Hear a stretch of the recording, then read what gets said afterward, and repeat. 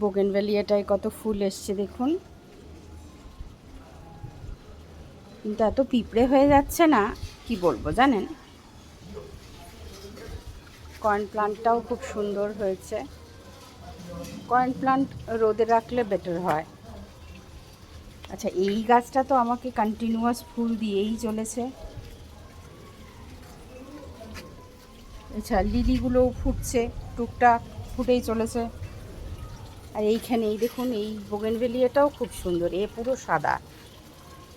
এই যে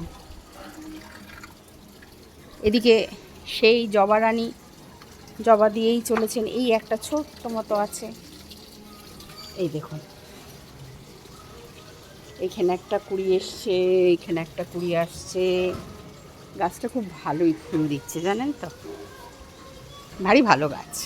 আর এই বোগেনভেলিয়াটা, এই বোগেনভেলিয়া বলছি, এই আলমান্ডাটা কি সুন্দর রঙটা না। এটা মনে হয় হলুদটা আর ওই একটা বিস্কিট বিস্কিট কালারের হয়, ওইটার বোধহয় মিল, মানে মিক্সিং করা আর কি। এখানে আরেকটা আলমান্ডা আছে। এই আলমান্ডাটা না ছোট হয়ে যাচ্ছে কেন বলুন তো। কিছু হয়নি, কিছু হয়নি, কিছু হয়নি। কোলে না কুটুস আছে, ভয় পাচ্ছে। কিছু হয়নি কুটুস, কিছু হয়নি।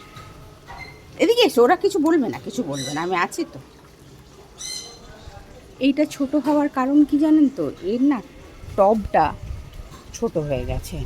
ওই দেখুন, ও বেচারা আর 8 ইঞ্চিতে ওর হবে না, ওকে একটা 12 ইঞ্চির টব দিতে হবে।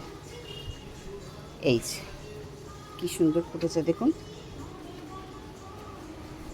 আজকে সাদা জবা ফোটেনি। আর ওইখানে মানি প্ল্যান্টটা কিন্তু খুব সুন্দর উঠছে। চেষ্টা করে যাই জানেন এদের নিয়ে ভালো থাকার।